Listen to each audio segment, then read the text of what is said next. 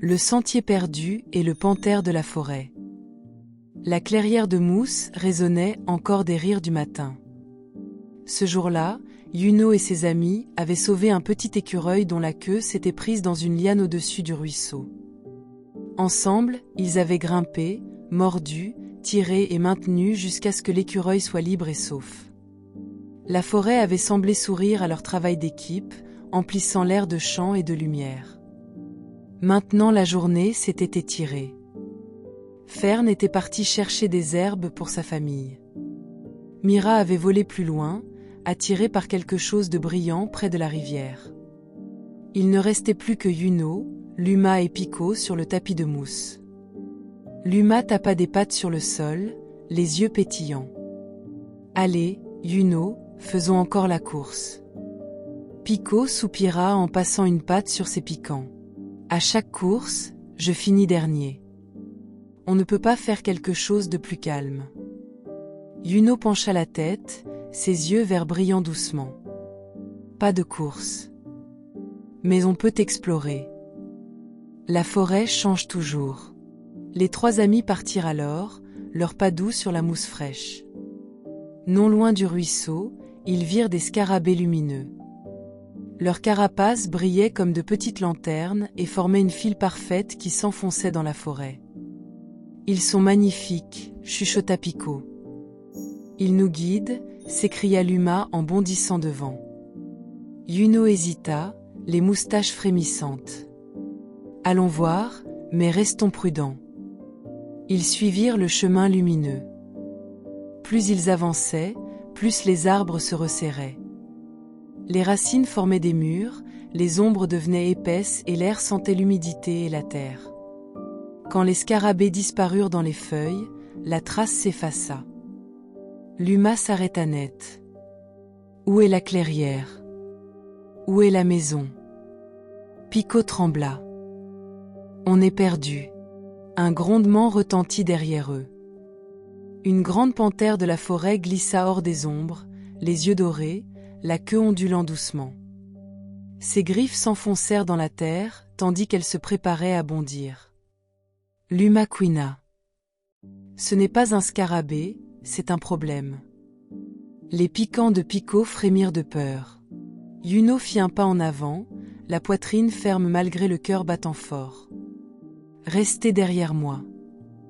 La bête bondit. Yuno se jeta sur le côté, rapide comme l'éclair. Ses pattes effleurèrent la mousse et les racines, dessinant des virages serrés pour tromper le chat. « Par ici » cria-t-il. Luma bondit à son tour et mordit le flanc du félin avant de s'éloigner d'un saut. Pico se roula en boule. Le chat frappa et poussa un cri quand ses pattes rencontrèrent les piquants. Tremblant, Pico se redressa et roula encore, barrant la route de son dos hérissé. Ensemble, ils échappèrent à la première attaque et s'enfuirent plus loin dans la jungle.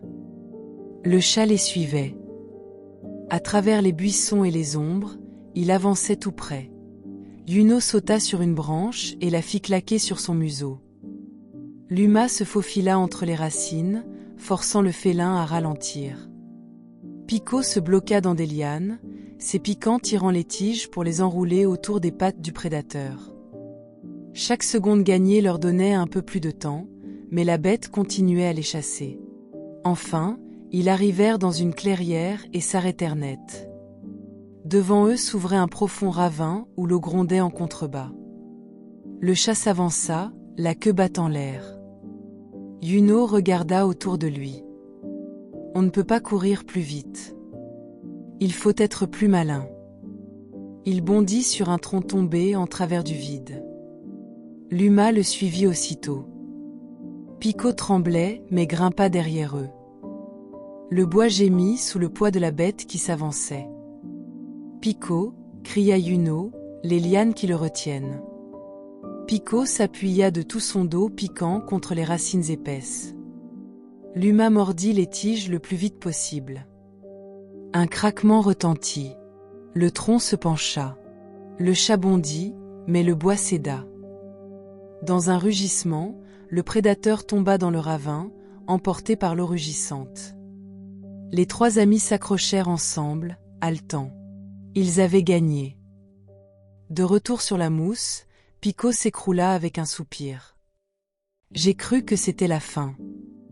Yuno posa une patte sur lui. Tu as été plus courageux que tu ne le penses. On avait besoin de toi. Et de ma morsure, ajouta Luma fièrement. Malgré la peur, ils rirent, un rire tremblant mais sincère. Puis le silence revint. Autour d'eux, tous les arbres semblaient étrangers. On est encore perdu, murmura Yuno. Un cri perça le ciel. Des ailes fendèrent la canopée. Mira descendit en tourbillon, ses plumes brillantes. Vous voilà, dit-il. Je savais qu'il se passait quelque chose, la forêt s'était tue. Un grand soulagement envahit les trois amis. Mira, cria Luma, on ne retrouve plus la tanière. Mira s'éleva et tourna dans le ciel. De là-haut, il aperçut une faible lueur, celle des cristaux entre les arbres. Par ici, suivez-moi. Pas à pas, il les guida à travers la forêt. La panthère avait disparu et les ombres s'effaçaient. Enfin, la tanière aux étoiles scintilla devant eux. Les quatre amis s'arrêtèrent dans la clairière, la tanière brillant doucement sous le crépuscule. Sains et saufs, ils se reposèrent un moment sur la mousse. Puis Mira secoua ses plumes. La maison est proche maintenant. Il est temps de rentrer avant que la nuit ne recouvre la forêt. Luma hocha la tête. Ma famille m'attend, à demain. D'un bond joyeux, il disparut entre les fougères, sa queue blanche scintillant comme la neige.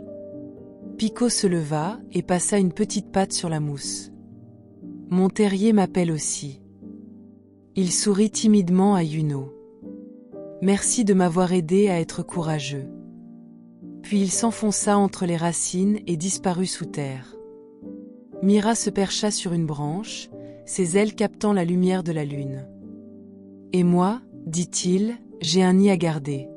Mais si tu t'éloignes trop, je te retrouverai. D'un dernier cri, il s'envola vers le ciel. Yuno les regarda partir un à un. La clairière devint silencieuse, les cristaux de la tanière brillant d'une douce lumière. D'un pas tranquille, il rentra à l'intérieur. La tanière aux étoiles l'accueillit. Dehors, la forêt gardait ses secrets, prête pour la prochaine aventure.